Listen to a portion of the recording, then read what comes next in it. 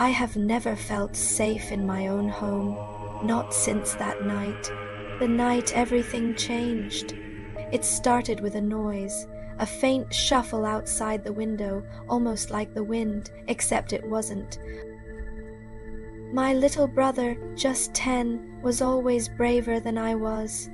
He grabbed the baseball bat from the corner, his small hands trembling, and crept toward the door.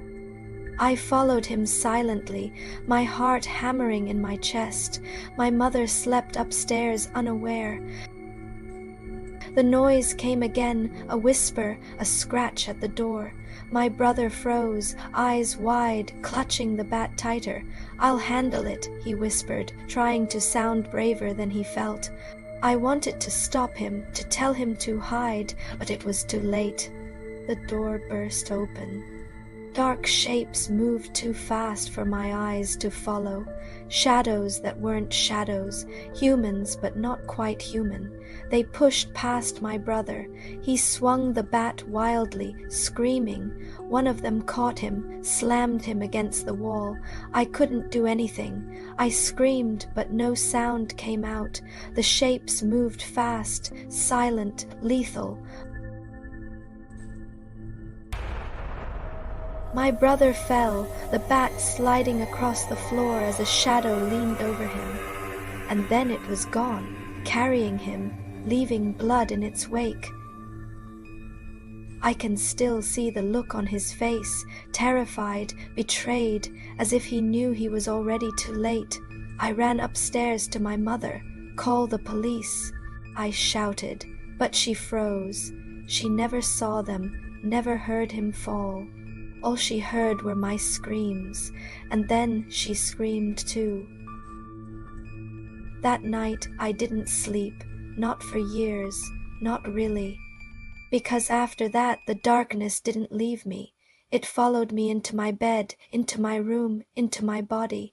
Sleep paralysis started shortly after. At first it was just a pressure on my chest, the kind that made you feel like the world was pressing down, suffocating, but soon it became something else. Something that lived in the shadows, something with claws that scratched at the walls, that whispered my name in the voice of my brother. Its grin was impossibly wide, stretching like it had no end.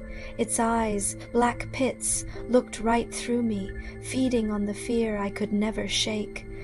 I started seeing it everywhere, crouched at the corner of the ceiling, slithering along the floorboards, watching, waiting, and every time I closed my eyes, I felt it touch me, hands like ice, claws like knives pressing into my chest. Years passed, each episode worse than the last. Every shadow, every whisper, every growl brought me back to that night.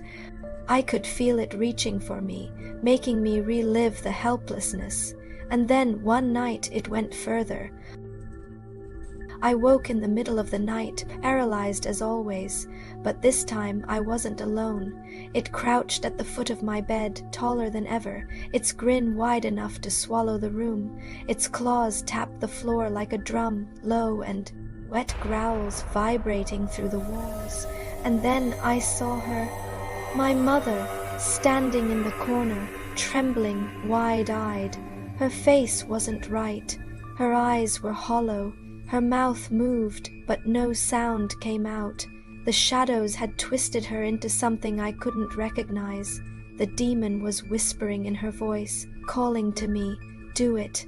You know you must." I screamed. I tried to pull myself out of my body, but I couldn't. My hands moved on their own. The pressure in my chest exploded into my arms, and I reached and I struck. Her eyes widened. She fell.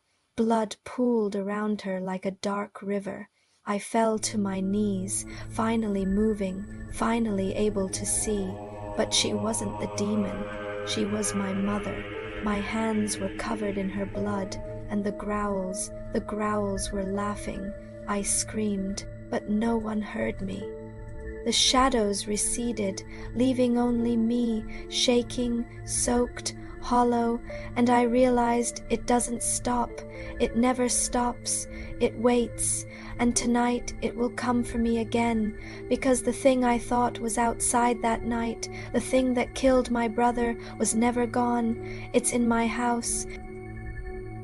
It's in my body, and sometimes it makes me do things I can't remember.